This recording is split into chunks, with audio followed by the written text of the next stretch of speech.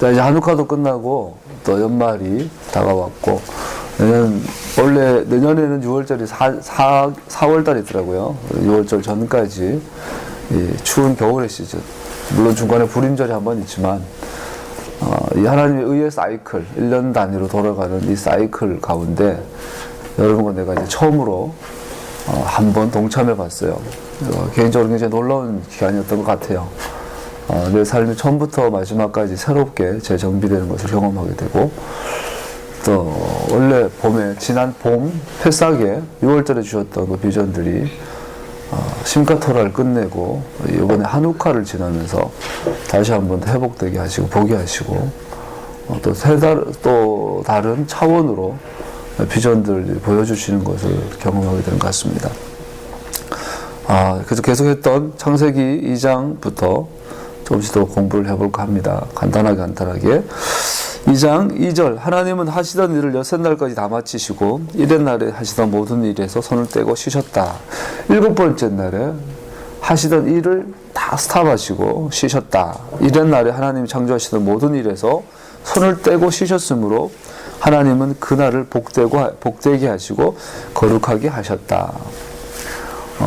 일곱 번째 날을 복되게 하시고 거룩하게 하셨다. 우리 그날 안식이라고 그러죠. 샤밧. 샤밧이란 말은 멈추다, 쉬다, 이런 뜻이 있다 그러죠.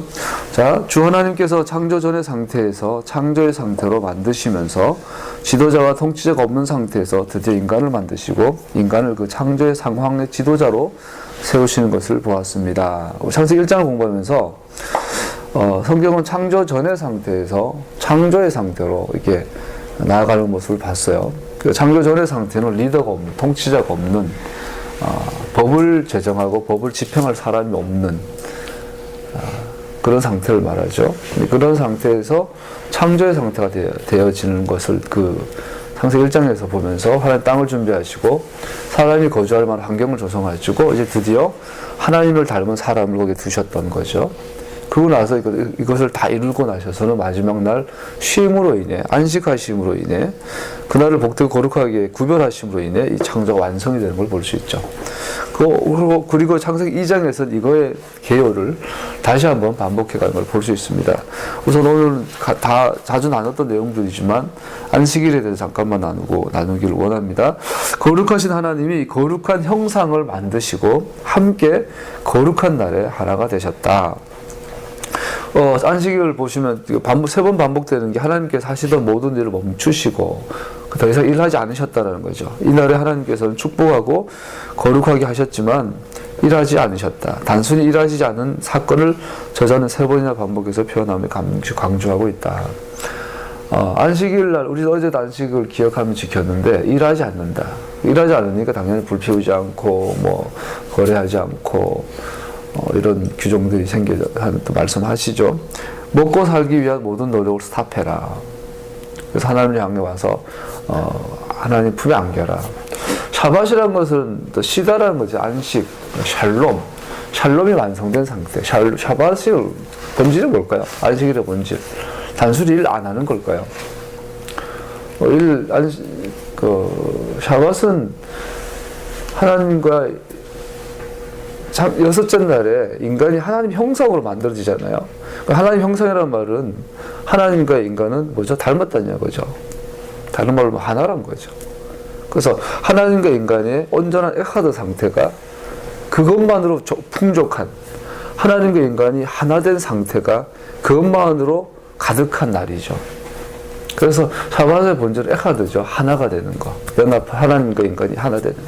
그래서 예수와께서 오셔서 이 땅을 떠나시기 전에 마지막 대제사장적 기도였던 요한복음 17장 주제도 에하드예요. 아버지와 내가 하나인 것처럼 저들이 내가 하나가 되게 하시고 저들이 하나가 되게 해주십시오. 하나가 되는 것. 이 에하드 안에 샬롬이 있죠. 평강, 영원한 안식, 진정한 안식을 이 에하드, 샬롬은 에하드 속에 있죠. 그래서 우리가 일주일 7일 가운데 하루를 구별해서 그날의 목적은 하나님 안에 들어가는 거예요. 하나님 형상을 돌아보는 거예요. 하나님과 내가 하나 된 것. 다윗의 표현을 빌리면 하루 종일 주님 얼굴을 구하는, 주님의 성소에서 주의 얼굴을 구하는 거기 있는 거. 그것이 나의 유일한 기도 제목, 유일한 만족. 최소한 하루 정도는 세상을 끊고, 마치 유대인들이 탈릿을 덮어쓰고 탈릿을 하나 살려야 돼. 너무 비싸가지고 못 구하고 있는데 답이 이사 가서 사오세요. 탈릿을 덮어 쓴다는 것은 이 세상에 하나님과 나만 있는 거죠. 우리 아미다 기도할 때 하나님 앞에 서는 거야. 그래서 기도할 때도 한 3발짝 정도 뒤로 물러나가서 이게 오직 세상은 사라지고 하나님과 나만 있는 그 시간, 이 기도의 시간이죠. 이것이 성전에서 공동체적으로 드려졌던 거 제사고, 그래서 코르반 5대 제사의 본질은 네가 내게 고르반 하려거든, 가까이 나오려거든. 그 제사의 본질 가까이 나가는 거예요. 하나님과 우리가 가까워지는 거, 가까워지다가 딱 하나가 되어버리는 것이 샤밧이죠. 그래서 우리는 이 샤밧에는 하여튼 목적이 그거예요. 먹어도 마셔도 오직 주님과 에하드 상태 안에 들어가기 위한 그 상태를 유지하고 싶은, 그 상태를 갈망하는 하루를 보내는 거죠. 할렐루야. 그렇게 되는 꿈이 샤밧 하우스를 따로 이렇게 운영하셨으면 좋겠어요. 그래서 뭐 토요일에 출근한 사람도 있고, 이 샤밧은 국가적인 명령이니까 대한민국 시스템이 샤밧을 지킬 시스템이 아니다 보니까 현실적으로 그렇게 마음껏 하지는 못해요. 그러나 우리가 교회 차원에서는 샤밧 하우스를 운영한다면 하루 정도 정말 푹 쉬고 오직 말씀과 찬양과 기도 가운데서 서로 교제 가운데서 하나님과 하나 되는 것을 연습해 보지 않을까, 경험하지 않을까 생각해요. 전도서 3장 1절에 보면요, 모든 일에는 때가 있다. 모든 일에는 다 때가 있다. 세상에서 일어난 일마다 알맞은 때가 있다. 하나님께서는 그냥 즉흥적으로 기분 내키는 대로 역사를 주관하시는 것이 아니라 계획해 놓으시고, 또 하나님은 항상 공간도 중요시 여기지만 기본적으로 시간이죠. 샤밧이라는 것은 유대인들은 시간의 성소다. 시간을 구별한 거죠. 공간을 구별한 것이 아니라, 물론 온전한 샤밧은 그 땅에서 그 백성이 그날을 기억하고 지키는 것이 온전한 샤밧이겠죠. 그러나 하나님께서 더 시간에 초점을 맞춘 것을 볼 수 있어요. 샤밧은 시간에 구별한 거죠. 시간을 구별한 것.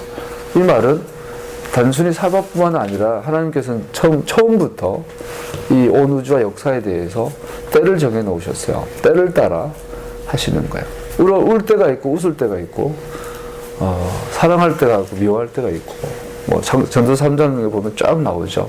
그래서 예수님께서 나중에 이제 안타까움을 호소를 하시죠. 내가 춤추는데 너희들은, 내가 노래하는데 너희들은 춤추지 않네. 내가 우는데 너희들은 같이 울어주지 않네. 이 때를 놓치는 삶을 우리가 너무나 많이 때를 놓치고 있어요.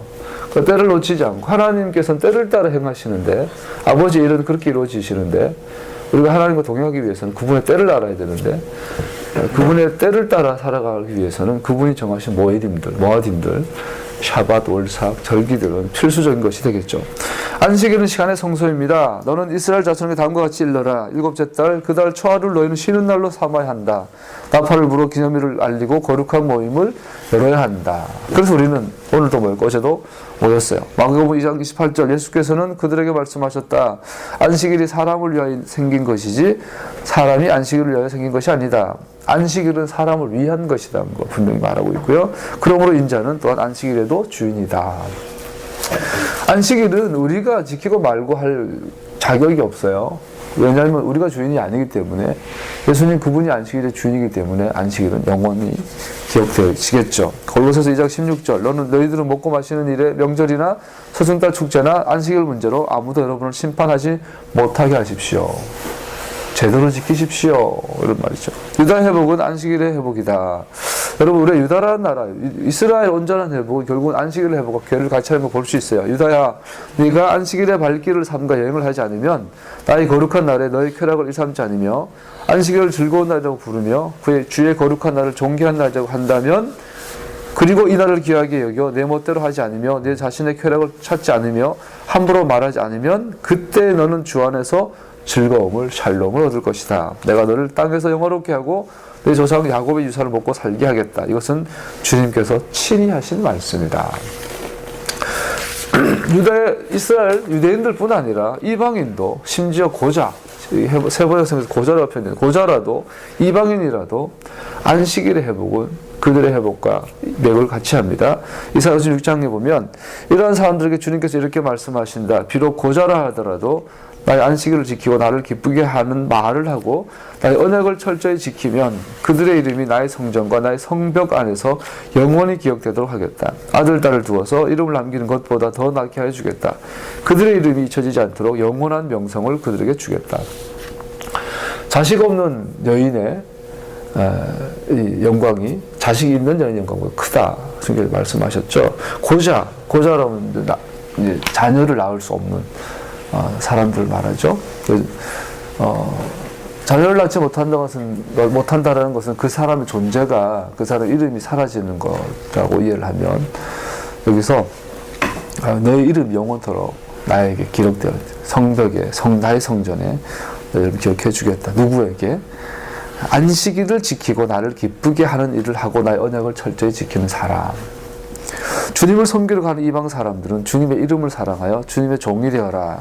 안식일을 지켜 더럽히지 않고 나의 언약을 철저히 지키는 이방 사람들은 내가 그들을 나의 거룩한 산으로 인도하여 기도하는 내 집에서 기쁨을 누리게 하겠다. 또한 그들이 내게 제단 위에 바친 번제물과 희생제물들을 내가 기꺼이 받을 것이니 나의 집은 만민이 모여 기도하는 집이라고 불릴 것이다. 10계명을 보면 10가지 계명 있잖아요. 캐톨릭은 우상을 만들지 말라는 계명을 없애버리고 자기들 마음대로 9번째 계명인가요? 나눠가 10개를 만들어버렸어요. 하나님 토라를 변개한 아주 적그리스도적인 그들의 교리인 거죠. 볼 수 있죠. 그러나 우리 개신교도 마찬가지예요. 10개 계명을 다 인정해요. 지키자고 해요. 그렇게 말하면서도 유독 안식일만은 관심을 꺼버려요. 우상 섬기지 말자, 하나님을 함부로 부르지 말자, 아멘, 아멘. 안식일을 지켜라, 눈 감아버려요. 아무도 대답 안 해요. 그 속으로 대답해요. 우린 주일을 지키니까, 주일을 성수하니까 안식일을 지키고 있다. 똑같아요. 캐톨릭은 노골적으로 10계명을 깨버린 것처럼 캐톨릭은 은근히 깨버렸어요. 그러고 나서는 형제를 사랑해라, 부모 사랑 공경해라, 미워하지 마라, 거짓 증거하지 마라. 결국 윤리로 빠져버려요. 너무나 인본주의적이 되어버리는 거죠. 안식일은 앞에 4계명, 하나님을 이름을 함부로 부르지 않고 그분의 형상을 만들지 않고 우상 숭배하지 않고 이 모든 것은 안식일이라는 이 시스템 통하여 유지가 되고 우리에게 주어지고 우리의 몸이 되고 살이 되는 거예요. 자, 이게 결국은 말장난이 되는 거예요. 하나님 말씀대로 살겠습니다. 그렇지만 결국은 안식일이라는 가장 중요한 이 시스템을 깨버리면서 우리 인본주의로 가버리는 거 볼 수 있어요. 우리는 어제만 해도 조선일보 대문짝이 지구상 가장 큰 교회, 거기에 그런 신화를 남긴, 신화라 말 써야 되나요? 하여튼 그러한 어마어마한 간증을 남긴 목사님이 돈 문제 때문에 계속 이제 법원을 들락거리셨는데 이제는 또 그 불륜 문제 때문에 이제 놀랍지도 않아요. 한국교회 이런 거 보면 또 지난주에는 강남 서초에 대형교회가 건물 새로 지었는데 그걸 또 사건으로 인해 한국교회 교회 건축에 되돌아본다. 사실은 토라를 읽으면서 한국교회 현실을 보면 좀 이렇게 유치하죠. 너무나 동떨어져 있어서 토라가 말하는 하나님의 나라와 오늘 한국교회 목회자들과 성도들의 삶의 모습은 극과 극이에요. 그래서 어떻게 집회를 인도해가지고 병도 고치고 안전벨트 일으켰는데 저녁에 호텔에서 딴 여자 만나 자고. 근데 그 다음날 집회하면 또 기적이 나타나요.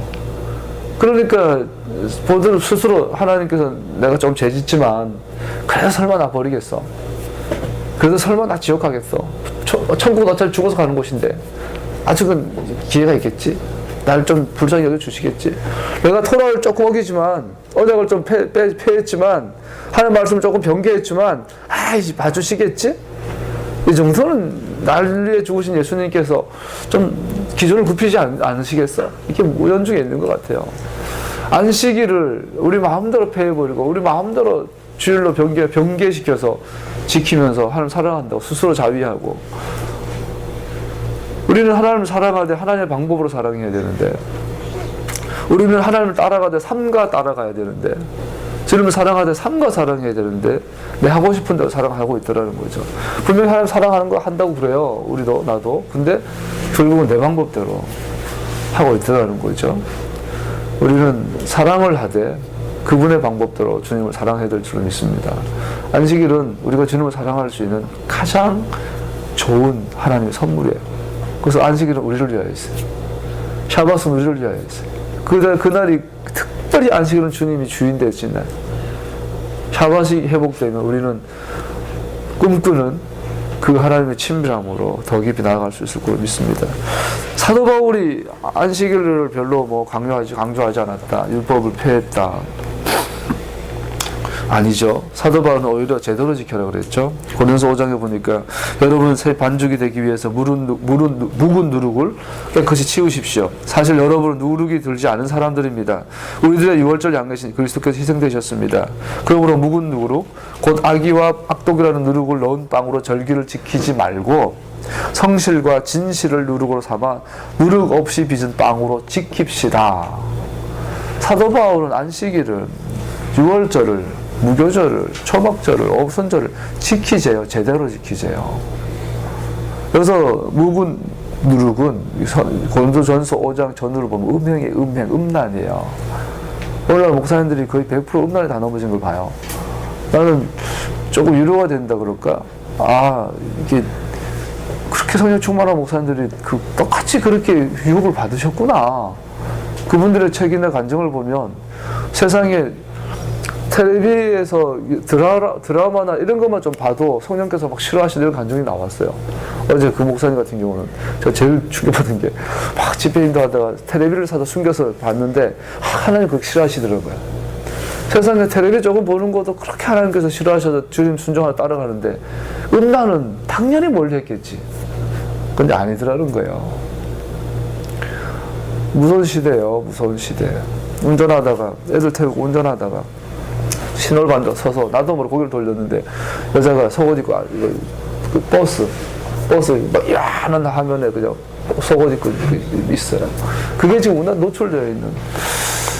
그래서 그런지 사도 바울이 묵은 누룩, 절기를 지키되 안식을 지키되 음란함을 버리고 지켜라. 묵은 누룩은 버려라는 거예요. 제대로 지키라는 거예요. 사도 바울 당시에 유대인들이 바리새인들이 절기를 지켰는데 음란하게 지켰나 보죠. 골로새 2장 16절 그러므로 먹고 마시는 일이나 명절이나 초승달 축제 월삭일 안식일 문제로 아무도 여러분을 심판하지 못하게 하십시오. 제대로 지키십시오. 지키지 말라고 한 번도 한 적이 없어요. 사도 바울은 안 지킨 적도 없고 예수님과 베드로가 바울이 단 한 번도 절기를 안 지킨 적이 없어요. 인간 두 번째로 여러분과 나에게 안식일은 하나님께 주신 선물이에요. 우리를 위하여 주신 거예요. 여러분의 안식일을 더 깊이 이해하고 더 깊이 회복되면 우리를 향한 주님의 선물이, 주님의 은혜가 더 실행되어지고 구체화될 줄 압니다. 할렐루야. 안식일을 더 잘 지킬 수 있는 우리의 미래로 열려질 줄로 믿습니다. 두 번째로 5절부터 보면 4절 5절부터 보면 인간을 창조하신 것을 또 볼 수 있습니다. 반복해서 보여주고 있죠. 자, 창세기 1장 1절에서 하나님께서 그 땅과 그 하늘을 만드셨다. 그러고 나서 2절에 보니까 그 땅을 향하여 하나님께서 명령하셔서 이제는 좀 땅이라는 개념에 대해서 말씀하신 것 같다가 2장 되니까 그 땅을 구체적으로 에덴 동산으로 이렇게 좁히는 걸 볼 수 있어요. 좁히면서 거기다가 사람을 두셨는데 좀 더 구체적으로 말씀하신 거 보죠. 2장은 창조 이전의 땅의 상태에 대해서 묘사한다. 땅을 갈 사람, 창조 전의 상태의 땅에 인간을 두심으로 창조의 상태로 만들어졌다. 자, 창조의 완성이 그 땅을 통치하고 관리할 아보다하고 샤바를 할 사람을 두셨어요.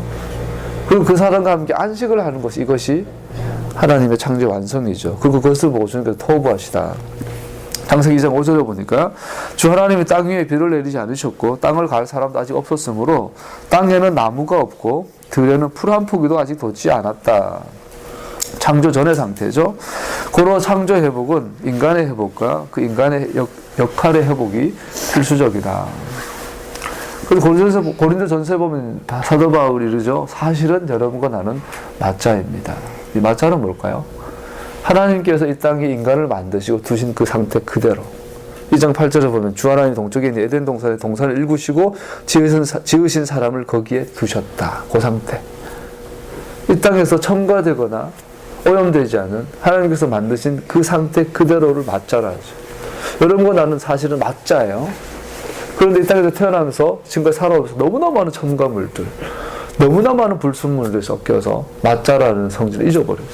심지어 자기를 포기하고 자살까지 하죠. 남을 미워하죠. 자기를 학대하기도 하죠. 자기가 맞자인 걸 모르기 때문에. 그래서 창조의 회복의 정점은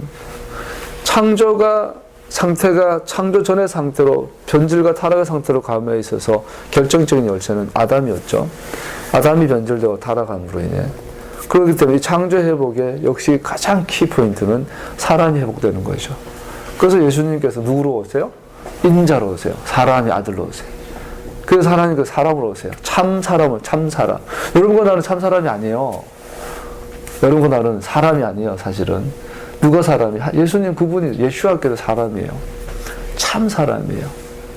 그러면 우리는 예수와를 닮아야 된다는 말은 우리 속에 있는 맞자성을, 우리 속에 있는 인간성을 회복하는 거죠.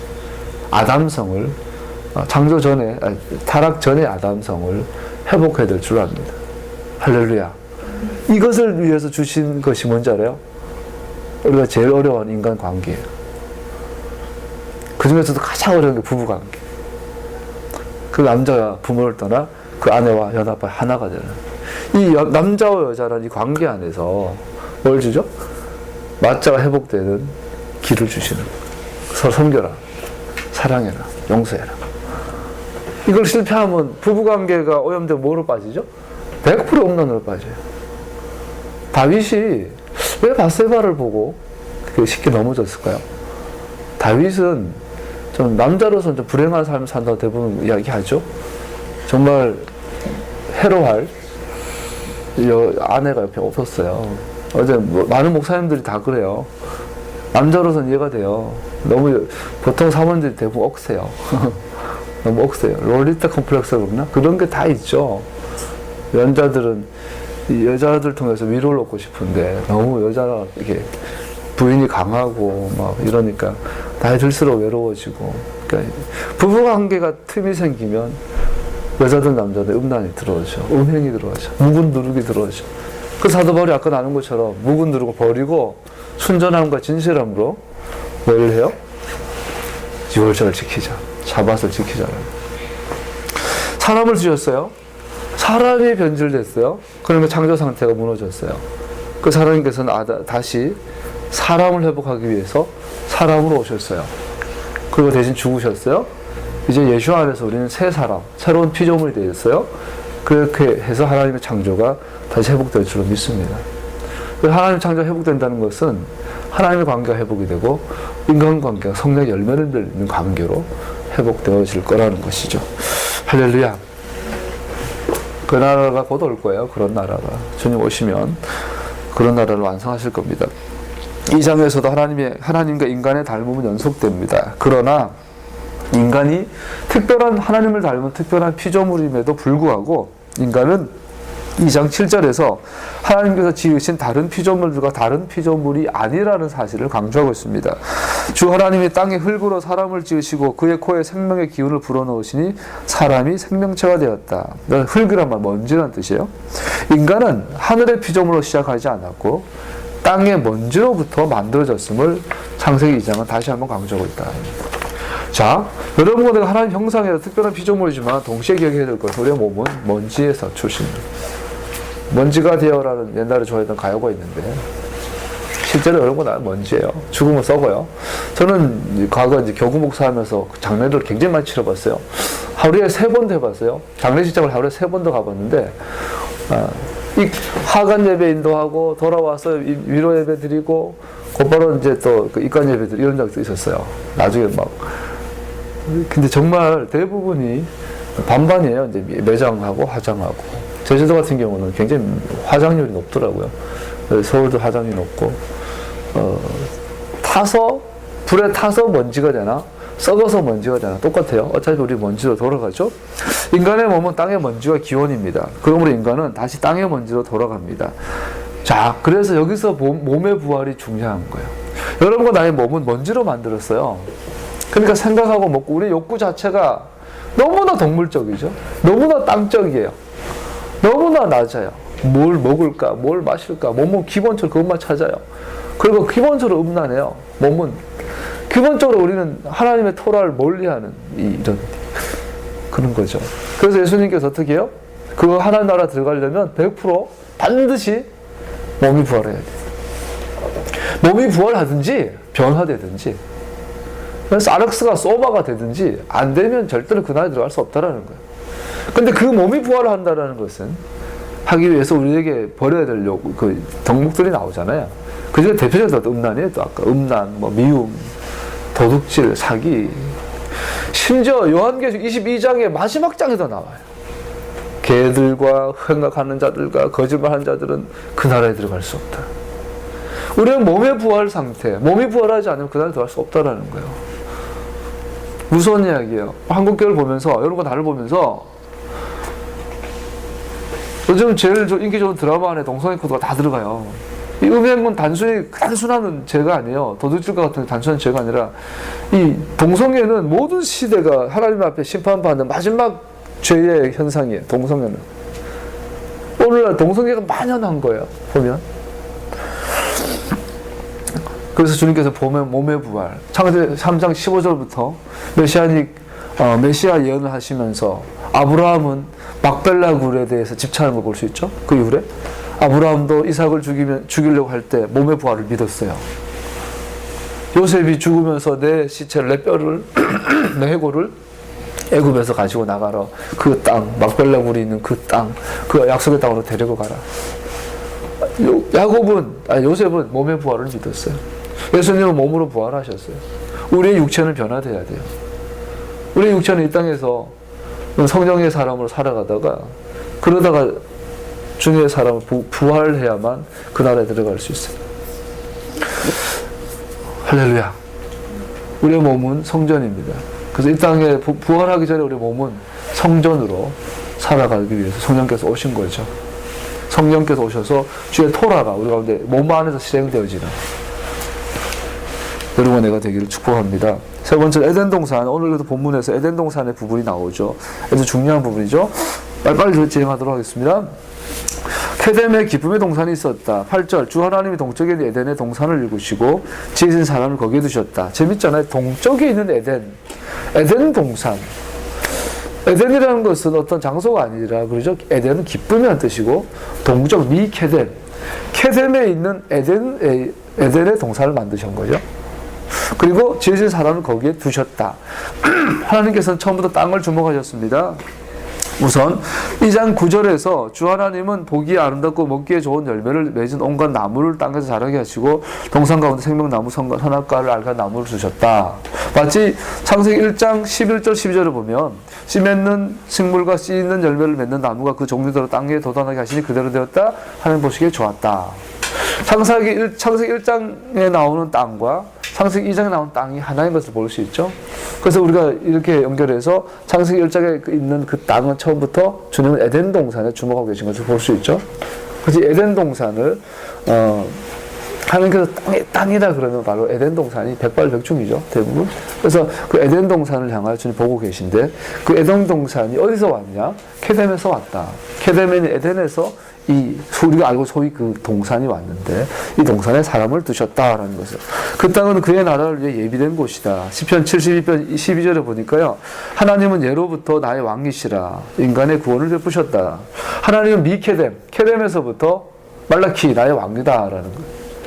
자, 케뎀에 있는 에덴에 주님께서 동산을 두셨는데 그 동산이 우리가 알고 있는 에덴 동산인데 이 동산의 근원인 케뎀에 뭐가 있었냐면 왕이 계셨다라는 거예요. 그 케뎀에 있는 그 에덴은 뭐죠?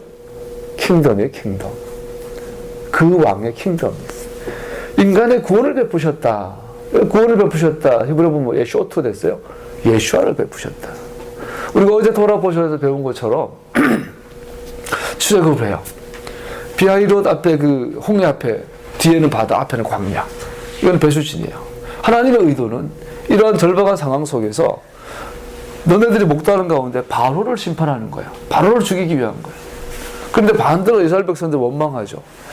그때 모세가 일어나서 이렇게 전해요. 오늘날 너희들은 가만히 잠잠히 있어. 오늘날 너희를 향하여 행하신 하나님의 구원을 보라. 그 히브리어 보면 오늘날 너희를 위하여 행하신 하나님의 예수아를 보라. 그죠? 예수아를 보라는 거예요. 창세기 15장 1, 2절 오늘 마침 오늘 그 찬양을 또 우연히 배운 것 같은데 아슈라 라도나이 주님께 노래할 것이다. 주님을 찬양할 것이다. 창세기 15장 1, 2절을 보면 내가 주님께 노래합니다. 말과 거기 탄 자는 뭐 바다에 던지셨습니다. 근데 여기서 아슈라가 과거형으로 번역이 되는 우리 번역 성경에는 히브리어를 보면은 미래형에 가깝죠. 미완료형이죠. 그래서 이 미완료인데 앞으로 이 노래가 계속 불려질 건데 누구를 통해서? 이스라엘 자손들을 통해서. 창세기 출애굽 15장 1절을 보면 이스라엘 자손들을 통해서 이 노래 부를 것인데 이 노래 그 주제가 뭐냐? 주님 아도나이 주님이 나의 힘, 나의 노래, 나의 예수아시다. 주님 나의 힘, 나의 노래, 나의 예수아가 예수아시라. 이 노래를 부를 거라고. 누가? 이스라엘 자손들이. 근데 이 노래가 쭉 흘러오다가 완성이 되는 것이 언제요? 요한계시록 15장. 15장에 보면 구원받은 성도들이 예수와 그분과 함께 저 불못을 바라보면서 부른 노래가 어린 양의 노래, 곧 모세의 노래를 불렀더라. 모세의 노래를 그들이 불러. 근데 그들은 누구예요? 이스라엘이 아니라 구원받은 무리예요. 구원받은 자예요. 유대인과 이방인이 하나가 되고 하나가 되어서 예수와 십자가의 보혈로 구원받은 백성들. 그들이 부르는 노래가 바로 모세의 노래예요. 그래서 모세가 말한 이 나의 예수아라고 불렀던 나의 구원을 불렀던 이 이스라엘 자손은 곧 유대인과 이방인이 하나 된 이스라엘. 참 이스라엘을 말하는 거겠죠. 자, 근데 그 예수아를 언제부터 베푸셨다고요? 케뎀에서부터. 케뎀에 왕이 계셨어요. 그 왕국에서 이 땅에 하나에 흘러 들어오는 동산이 있어요. 자, 케뎀에 왕이 계세요. 이 땅에는 그 케뎀에서 흘러나온 동산이 있어요. 거기에 사람을 주셨어요. 이 사람은 뭐죠? 멜렉이에요. 왕이에요. 다른 말로 성경적으로 말하면 분봉왕이에요. 정직이에요. 케뎀에 있는 왕의 대리인이에요. 근데 이 왕은 주권이 없어요. 이 왕은 뭐가 있어요? 케뎀에 있는 왕의 의사를 그대로 전달하는, 그분의 의를 나타내는, 그분의 의중을 이 땅에 그대로 실행하는 자예요. 이게 샤파트라고 그러죠. 할렐루야. 인간의 본질은 뭐예요? 왕이에요. 분봉왕이에요. 그래서 요한계시록에 가면 마지막이 뭐예요? 또 왕이에요. 네가 나와 더불어 천년 동안 왕노릇하리라. 예수와 그분이 왕이에요. 예수와 그분이 멜렉이에요. 케뎀의 멜렉이에요. 그 왕권이, 그 왕국이 이 땅에 나타나는 게 창조예요. 창조는 다른 게 아니라 케뎀에 있는 킹덤이 이 땅에 내려오는 거예요. 그 창조의 상태가 되는 거예요. 그 정점의 인간을 하나님의 대리자, 하나님의 왕권을 위임받은 위임왕을 그 내려오는 거예요. 하늘의 뜻이 이 땅에 이루어지게 하여라. 하늘에서 그 왕이 높임받는 것처럼 이 땅에서도 높임받게 하여라. 결국은 하늘과 땅이 하나가 되게 하는 거예요. 이를 위해서 주님 창조를 하셨는데 인간은 인간성을 잃어버리면서 왕권을 놓쳐버리죠. 그래서 인간이 왕이, 우리가 옛날 인조대왕이 가깝잖아요. 남한산성 소장대 가보면 인조왕이 그 몽골 사시는 때 이제 무릎을 꿇고 이마를 막 땅에 찢잖아요. 피가 나도록. 왕은 격가긴 존재죠. 추앙받는 존재에서 정복당하고 왕권을 뺏기면 어떻게 돼요? 무릎을 꿇어야 돼요. 그게 우상숭배예요. 하나님의 멜렉으로 하늘의 왕의 이 땅에 대리인으로 세워진 왕인 여러분과 내가 돌과 나무와 풀과 그 뒤에 숨은 우상들, 귀신들에게 절하는 것. 이게 인조대왕이 마치 그 항복한 것처럼 그러한 우상숭배는 하나님께서 하나님의 왕권이 무릎 꿇게 되는 거죠. 우상숭배 용서할 수 없는 아주 무서운 죄가 될 수 있는 거죠. 자, 재밌는 건요. 근데 이 땅에 있는 에덴 동산이 케뎀에 있는 그 동산의 그림자인데 그대로 흘러나온 것인데 이 땅의 특징을 처음부터 재밌게 표현하고 있어요. 금이라는 거예요. 황금의 땅, 황금의 나라라는 거예요. 에덴 동산의 특징은 뭐죠? 황금의 나라예요. 우리는 에덴 동산 그러면 막 시내가 흐르고 새가 날아다니고 푸른 나무가 있고 이 이미지인데 사실 성경적으로는 그것보다 더 뭐예요? 금과 보석이 넘치는. 얼마 전에 그 다큐멘터리 보니까 필리핀에서 금 캐려고 막 이거 호수 하나 물고 막 들어가가지고 막 키우고, 지하 20m 기어 들어가서 막 키우고, 남아공 같은 데도 그렇고, 정말 힘들더라고요. 근데 에덴 동산은 그냥 지천이 널린 게 급이에요. 그냥 거기는 황금의 땅이에요. 황금의 땅. 엘도라도.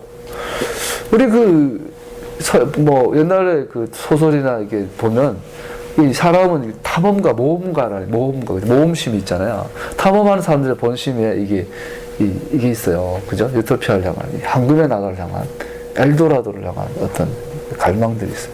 그게 다 뭐죠? 에덴 동산을 향한 그리움이에요. 인간은 에덴 동산을 발견하지 못하면 채워지지 않죠. 어떤 거로도. 거기 가면 명예가 채워져요. 권력이 채워져요. 부가 채워져요. 거기 가면 사랑이 채워져요. 관계가 깨지지 않으니까. 에덴 동산 회복되지 않는 한 여러분과 나는 배고픈 존재. 토라는 에덴 동산을 가는 생명의 길이에요. 그래서 우리가 토라를 버리면 그렇게 평생 성령의 사람을 쓰임받아서도 결국은 옆으로 빠질 수밖에 없는.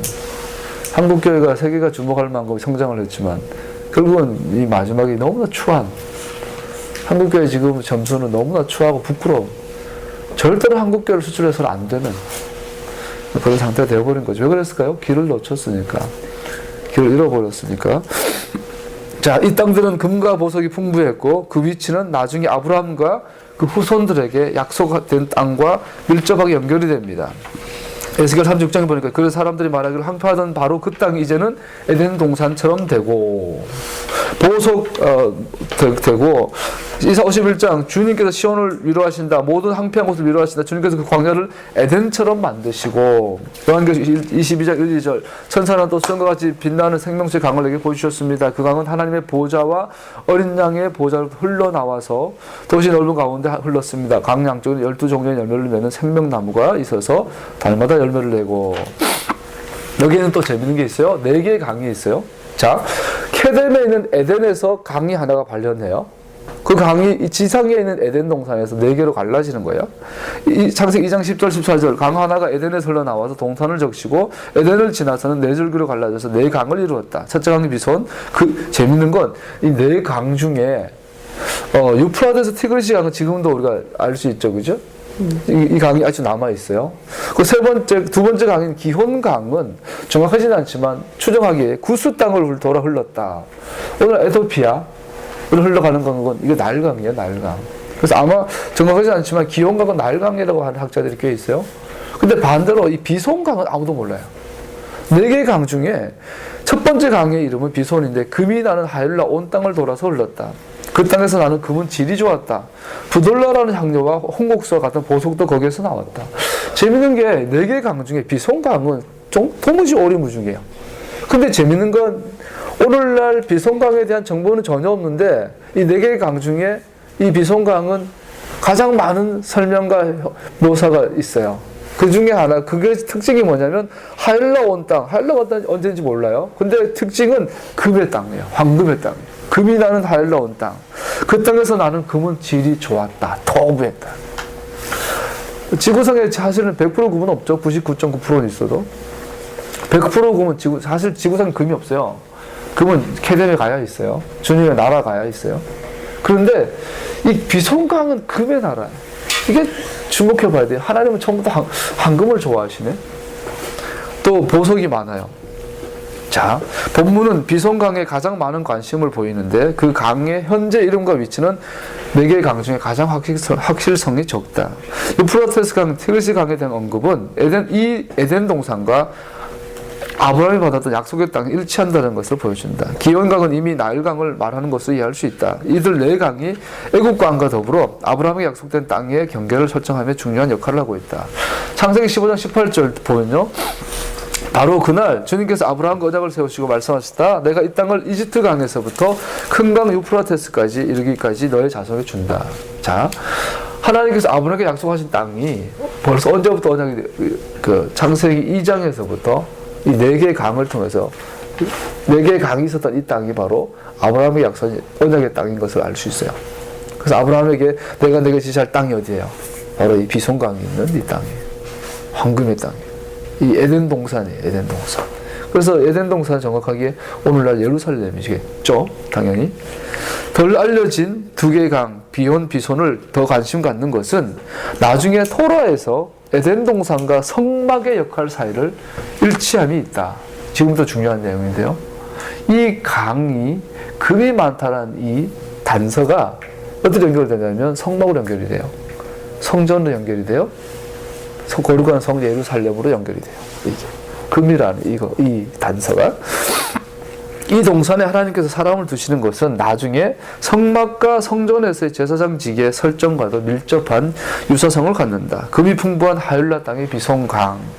학개서 2장에 보면요. 솔로몬 성전, 우리가 성막을 배우는 성막 세미나 했잖아요. 성막의 특징은 성막의 모든 기명이 금이에요.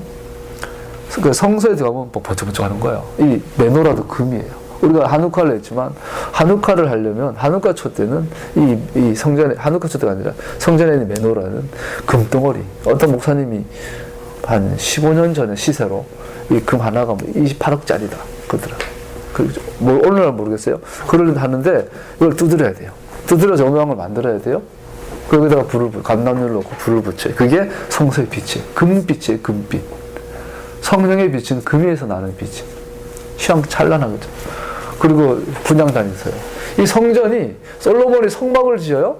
근데 더 성막보다 성전에서는 금이 더 많이 들어가요. 바닥이 금이에요. 벽이 금이에요. 천장이 금이에요. 성소에 성전의 성소에 들어가면 다 금이에요. 다 금이에요. 완전히 금이에요. 자, 하율라 온 땅을 두른 비선강. 금이 많고 좋은 질의 금이 있는 그 강. 이 강은 어디로 연결이 되죠? 이 성막으로 연결이 돼요. 이 강, 성막으로 흘러가요. 이 강은 성전으로 흘러가요. 근데 이 성전이 무너져요. 바벨론에 의해서. 무너지고 나서 스룹바벨 공동체가 돌아와서 스룹바벨 성전, 제2성전을 지어요. 근데 노인들이 솔로몬 성전에는 뭐 금도 많았지만 뭐가 있었어요? 쉐키나의 구름이 있었어요. 하나님 임재의 구름이 있었고 번제단에서는 하늘에서 내려온 불이 있었어요. 여러분, 황금의 성전에 하나님 임재가 있을 때 거기는 정말 어마어마한 장소겠죠. 그것을 눈으로 보고 기억했던 노인들이 이 스룹바벨 성전을 보니까 금이 많고 적을 떠나서 뭐가 없어요? 하나님 임재의 구름이 사라졌어요. 하늘에 불이 없어요. 울어요. 하나님. 그랬더니 학개가 일어나서 이렇게 말해요. 너희가 이집트에서 나올 때에 내가 너희와 맺은 바로 그 언약이 아직도 변함이 없고 나의 영이 너희 가운데 머물러 있으니 너희는 두려워하지 말아라. 나 만군의 주가 말한다. 머지않아서 내가 다시 하늘과 땅과 바다와 물을 뒤흔들어 놓겠다. 내가 모든 민족을 뒤흔들어 놓겠다. 그때 모든 민족의 보화가 이리로 모일 것이다. 내가 이 성전을 보물로 가득 채우겠다. 나 만군의 주가 말한다. 은도 나의 것이요 금도 나의 것이다. 나중에 만군의 주가 말이다. 그 옛날 찬란한 그 성전보다는 지금 지는 이 성전이 더욱 찬란하게 될 것이다. 나 만군의 주가 말한다.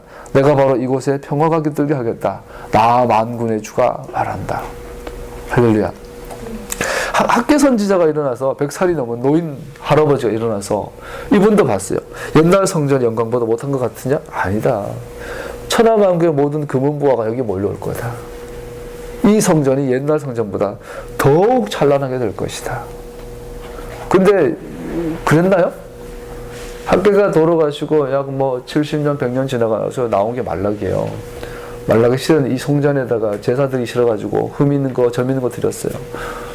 좋은 건 자기가 먹고 나쁜 건 하나님 드렸어요. 이게 제사 드리는 게 이게 얼마나 범피한 일인고 화가 나니까 주님께서 말라기를 보내셔서 내가 너희를 사랑하였다 했더니 주님께서 언제 우리를 사랑했습니까? 네가 나를 너무 무시한다. 언제 내가 주님 무시했습니까? 네가 흠없고 점 많은 재물을 드리는 게 나를 무시하는 게 아니냐? 내가 마지막 때 엘리야를 다시 보낼 텐데 엘리야가 돌아와서 아비의 마음을 자녀의 아비에 돌리지 않으면 내가 저주하겠다. 말라기의 마지막 말이에요. 자, 학개가 예언했는데요. 이 학개 예언이 아직도 완성이 안 됐어요. 심지어 이 성전은 나중에 헤롯에 의해서 이듬의 사람, 에돔 사람 헤롯에 의해서 아주 지 맘대로 정축이 되어버려요. 그 예수님은 그 성전을 보고 나서 뭐라 그래요? 돌 위에 돌라를 남지 않도록 무너지겠다. 그 실제로 지금 현재 성전이 없어요. 성전이 없다 보니까 지지난주에 성전 영화까지 나올 만큼 성전에 대해서 지금 관심이 많죠. 자, 학개가 솔로몬 성전보다 더 찬란한 성전을 예언했는데 그 성전은 아직 존재하지 않아요. 학교 거짓말쟁이가 아니라면 그 성전은 언젠가 세워지겠죠. 당연히. 근데 그 성전의 특징이 뭐예요? 금과 보석이 많다는 거. 자, 아까 말한 에덴 동산의 비송강, 하일라 땅은 어디일까요? 어쨌든 성전과 관계인 것은 알 수 있습니다. 요한계시록 21장에 보면 그 성벽은 벽옥으로 쌓았고 도성은 맑은 수정과 같은 순금으로 되어 있었습니다.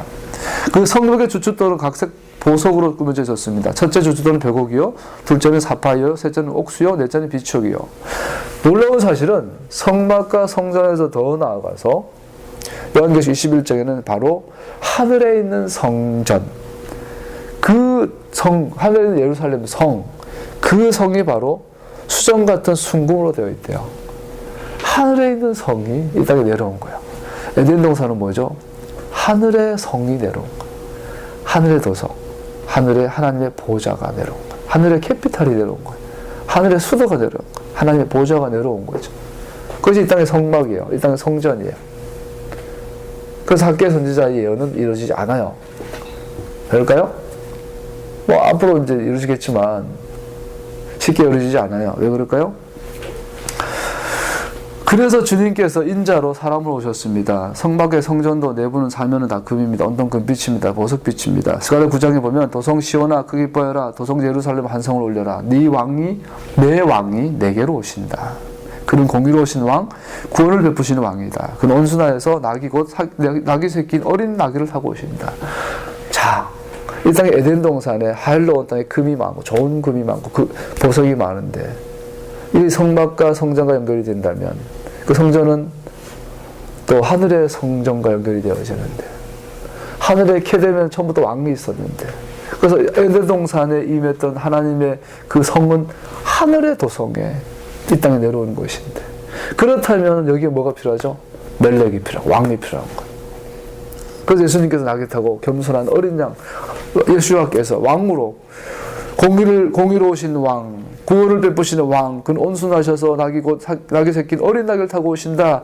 내 예루살렘아 기뻐하여라, 크게 기뻐하여라, 환성을 울려라. 내 왕이 내게로 오신다. 할렐루야. 그래서 예수와께서 예루살렘의 왕으로 오신 거예요. 그분이 이제 다시 오실 거예요. 오셔서 뭐예요? 케뎀에 있는 그 킹덤이 이 땅 예루살렘에 있는 킹덤과 하나가 될 거예요. 그래서 하늘과 땅이 연합해서 하나가 되어서 이 땅에서 천년 왕국이라는 그 과도기를 지나서 영원한 새하늘 새 땅이 이 땅에서 이루어지는 거죠. 그 땅, 창세기 1장에 하나님은 그 땅과 그 하늘을 지으셨어요. 동산에 사람을 두신 주님께서 성막에 제사장을 두셨습니다.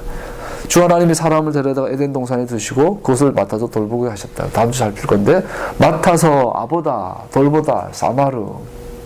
모세가 바로에게 가서 이 백성을 내보내라, 예배드리려 한다. 아보다를 한다. 이건 제사장의 사역이에요. 아담은 처음부터 제사장이었어요. 자, 하늘의 킹덤을 이 땅에 내려오는 존재를 우리 제사장이라고 그래요. 동시에 왕이라고 그래요. 그래서 그를 메시아라고 그래요. 기름 부은 존재.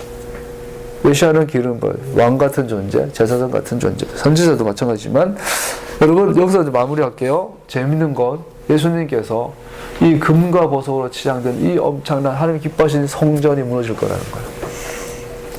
그러고 나서 뭐고요? 네 몸이 성전이라.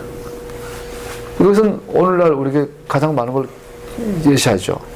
출애굽 15장 17절 18절 주님께서 그들을 데려다가 주님의 소유인 주님의 산에 심으실 것이다.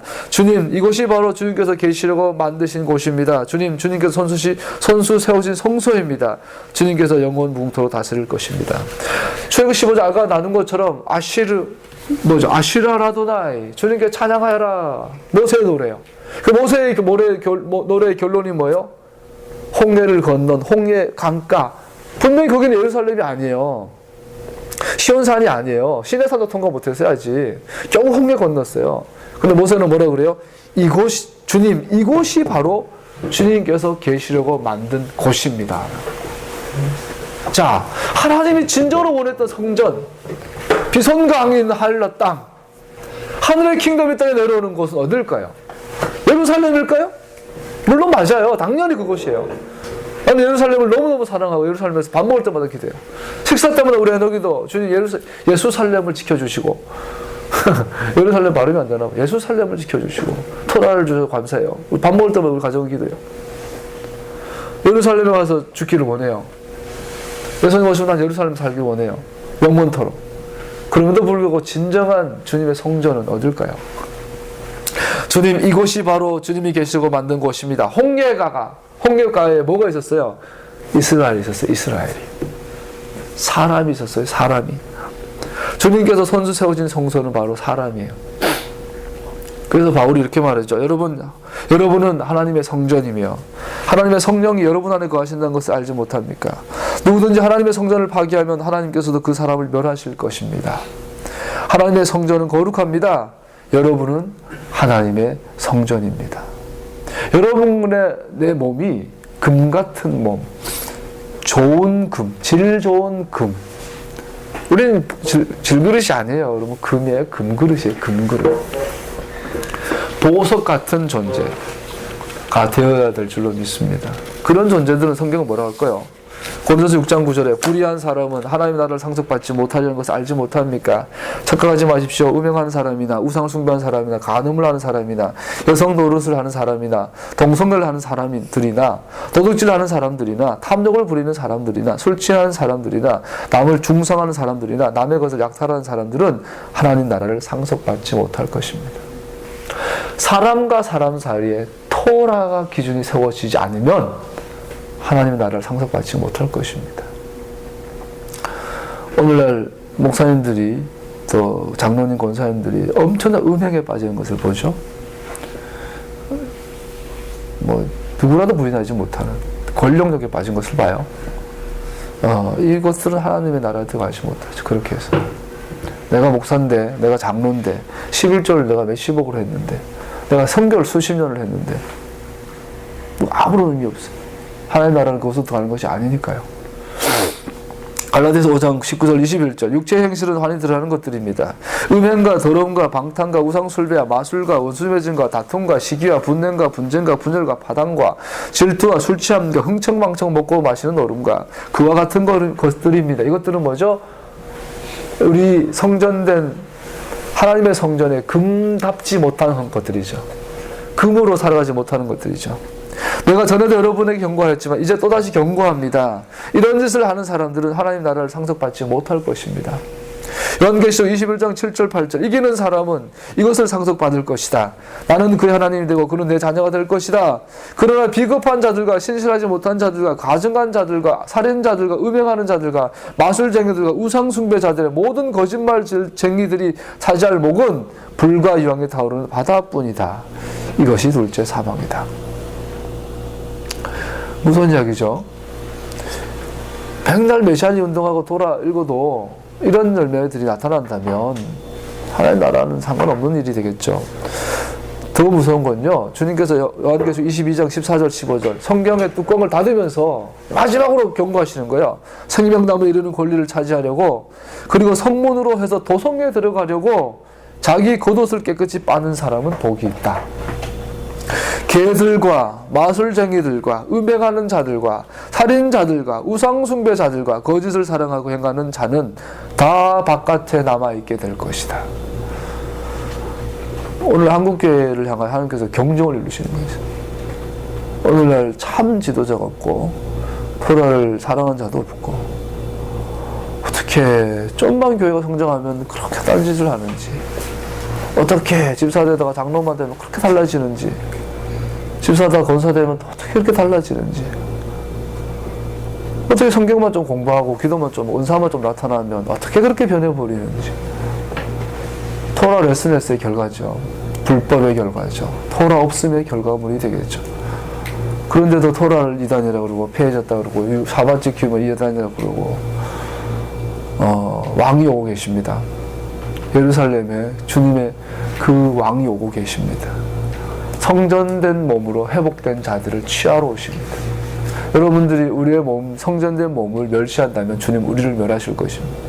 나는 예수님 믿으니까 괜찮죠. 천만의 말씀, 만만의 말씀. 우리의 몸인 성전이 토라의 집으로 세워져야 될 줄로 압니다. 예수와께서 우리 몸에 왕으로 낙이 타고 들어오시면 매일매일 샤밧마다 매 순간마다 주님을 왕으로 모신 여러분 내가 되기를 예수와 이름으로 축복합니다. 아멘. 같이 한번 기도하십시다.